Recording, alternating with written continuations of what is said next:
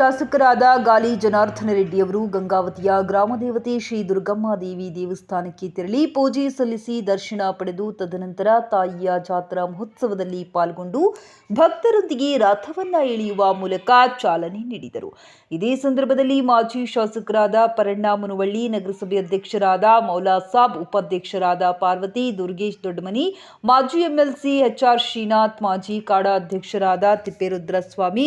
ನಗರಸಭೆ ಸದಸ್ಯರಾದ ಅಜಯ್ ಬಿಚ್ಚಲ್, ನೀಲಕಂಠ, ಮುಖಂಡರಾದ ಮನೋಹರ್ ಗೌಡ